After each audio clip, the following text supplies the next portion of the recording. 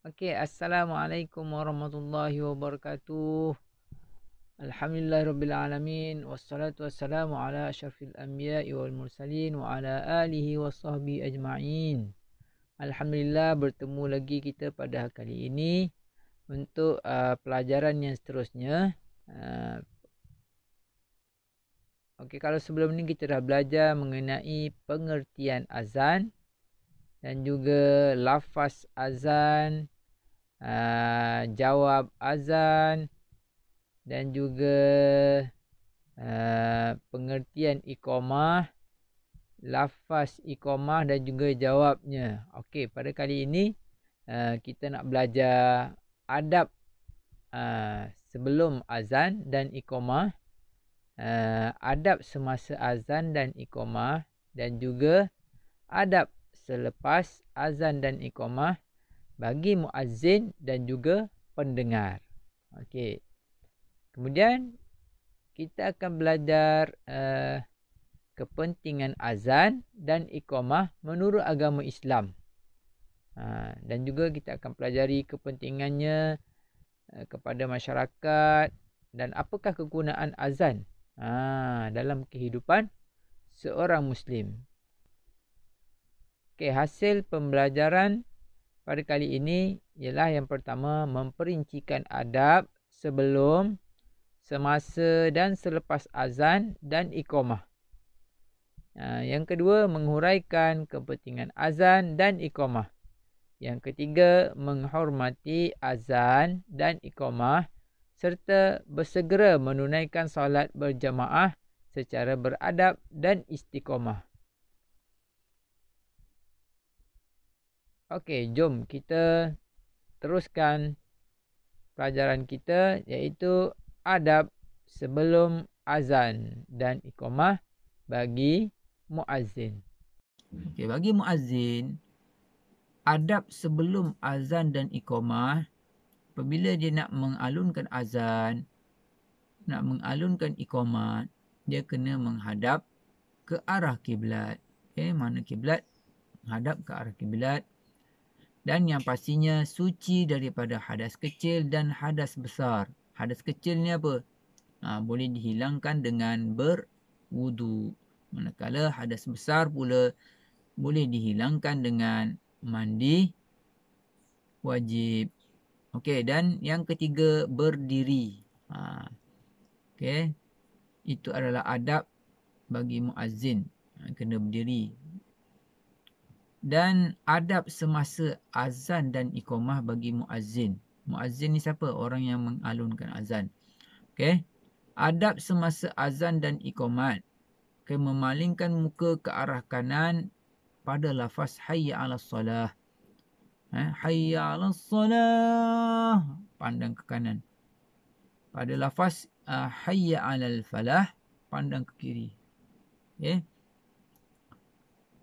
Dan menyebut kalimah azan dengan tenang. Jangan tokoh-pogapah, slow-slow, tenang. Dan bagi muazzin juga dia kena at-taswib. Apa itu at-taswib? Menyebut as-salatu khairum minan naum sebanyak 2 kali semasa azan subuh. Itu at-taswib. Okey. Manakala seterusnya dan seterusnya at-tarji'. Bagi muazzin juga dia kena at-tarji'. At-tarji' ni apa? Menyebut kalimah asyhadu an la ilaha illallah dan asyhadu anna Muhammadar Rasulullah. Sebelum dia alunkan azan asyhadu an la ilaha illallah, dia kena sebut dalam secara perlahan asyhadu an la ilaha illallah. Kemudian asyhadu anna Muhammadar Rasulullah. Baru dia alunkan perkataan asyhadu an la ilaha illallah dan asyhadu anna Muhammadar Rasulullah. Disebut secara perlahan saja sebelum melaungkan azan. Okey, itu adab semasa melaungkan azan dan juga iqamat. Okey, manakala adab selepas azan dan iqamat, berselawat ke atas Nabi dan berdoa. Selawat ke atas Nabi dan berdoa. Bagaimana doa selepas azan? Doa selepas azan. Okay, boleh tanda tangan sama-sama kita baca. Bismillahirrahmanirrahim. Allahumma rabba hadhihi ad-da'wati at-tammah was-salatil qa'imah. Ati sayyidana Muhammadanil wasilata wal fadilah. Wab'athhu maqaman mahmudan allazi wa'adtah. Innaka la tukhliful mi'ad. Okey, tengok pada perkataan Muhammadan. Asalnya Muhammadan itu adalah perkataan yang berbaris tanwin. Apabila dia bertemu dengan hamzah wasal, al-wasilah dibuang satu tanwin tu dan ditambahkan nun kecil di bawah, Muhammadanil.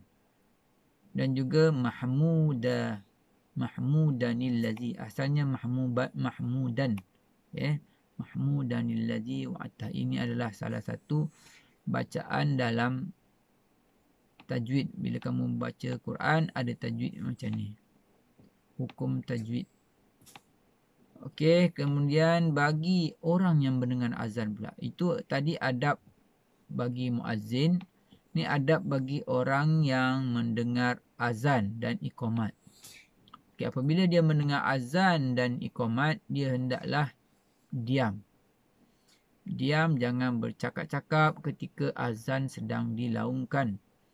Dan dia menjawab lafaz azan dan juga iqamat seperti yang telah disebut tadi. Okey. Kemudian menjawab lafaz qad qamatis salah. Qad qamatis salah.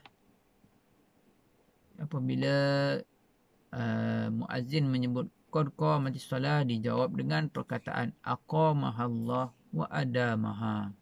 Okey, itulah adab semasa azan dan iqamat bagi orang yang mendengar. Manakala adab selepas azan dan iqamat pula sama saja, iaitu berdoa. Tadi kita dah baca doa selepas azan. Okey. Jadi apabila kita mendengar azan ataupun iqamah, kita hendaklah menghormati azan dan juga iqamat tu. Jangan bercakap-cakap ataupun buat perkara lain. Cepat-cepat bersiap sedia untuk pergi menunaikan solat. Okey, mari kita lihat pula apa itu kepentingan azan. Apa itu kepentingan azan dan juga iqamat. Okey, di segi agama kita, kepentingan azan yang pertama, dia merupakan syiar Islam. Okay, nak menunjukkan di kawasan tersebut adanya orang Islam. Itulah syiar dia. Azan dan iqamat menunjukkan syiar Islam. Yang kedua, memaklumkan kepada muslimin tentang masuknya waktu solat. Itu dia. Nak memaklumkan masuknya waktu solat. Dan yang ketiga, seruan untuk kaum muslimin bersegera solat berjamaah. Solat berjamaah di mana? Di masjid ataupun surau ataupun tempat-tempat yang telah ditetapkan. Okey, dan yang keempat, mendapat pahala bagi muazzin dan orang yang menjawab azan. Itu dia. Bila kita bagi muazzin itu mengajak orang sembahyang, banyak dia dapat pahala. Dan bagi orang yang mendengar azan pula, apabila dia jawab azan, dia pun akan mendapat pahala. Okey, bagi masyarakat pula, apakah kepentingan azan dan iqamat kepada masyarakat? Okey, yang pertama, berdisiplin dan sentiasa menepati masa. Bila ada azan, menjadikan seorang itu berdisiplin. Dengar saja bunyi azan, dia akan segera untuk menunaikan solat dan sentiasa menepati masa. Tepat pada masa. Dan yang kedua, bersatu padu dan saling memahami. Bila azan itu dapat menyatu padukan, azan dapat menyatu padukan umat Islam dan kita saling memahami antara satu sama lain. Dan yang ketiga, masyarakat sentiasa mengingati Allah. Apabila dia mendengar azan, dia akan sentiasa mengingati Allah. Ingat kepada Allah. Disebut nama Allah. Alhamdulillah. Kemudian, apa lagi kegunaan azan selain solat? Ketika ditimpa musibah. Ketika ditimpa musibah, tak kiralah apa musibah yang melanda. Utamanya bila ada ribut, bila ada kebakaran, maka dialunkan azan. Okey, kemudian yang kedua, menyambut kelahiran anak. Anak yang dilahirkan, perkataan yang pertama dia akan dengar adalah azan. Okey, sebab apa? Apabila dia keluar sahaja ke dunia ini, kita nak dia biarkan mendengar perkataan yang baik-baik, iaitu azan. Okey, yang ketiga, meredakan ketakutan. Bila ditimpa ada sesuatu bencana dan kita merasa takut, bolehlah diazankan. Ataupun ada gangguan, ada gangguan daripada jin dan syaitan, maka boleh diazankan kerana jin dan syaitan amat takut dengan azan. Okey, dan yang keempat, sebelum memulakan musafir. Apabila kita memulakan musafir, eloklah dilaungkan azan. Minta Allah selamatkan perjalanan kita. Okey, azan dan iqamah ni adalah lafaz yang mulia yang menyeru umat Islam menunaikan solat. Azan dan iqamah merupakan syiar kewujudan Islam di suatu tempat. Di sesuatu tempat tu nak menunjukkan adanya orang Islam, adanya azan dan iqamah. Okey. Okey, Alhamdulillah, itu dia tadi pelajaran kita pada kali ini. Diharapkan kita dapat menghormati azan dan iqamah serta bersegera menunaikan solat. Apabila tiba waktunya, kita kerjakan secara berjemaah, buat dengan penuh kesungguhan dan beradab. Dan yang penting, kena istiqamah. Istiqamah dalam melakukan kebaikan. Okey, semoga Allah kurniakan kita segala kebaikan di dunia dan juga di akhirat. Amin. Terima kasih diucapkan kepada semua yang menonton video ini. Mudah-mudahan apa yang disampaikan dapat memberikan manfaat kepada semua. Kepada yang belum subscribe, jangan lupa tekan butang subscribe dan notifikasi loceng. Sila tekan like, komen jika ada cadangan dan saranan. Dan jangan lupa share. Share video ini untuk manfaat bersama.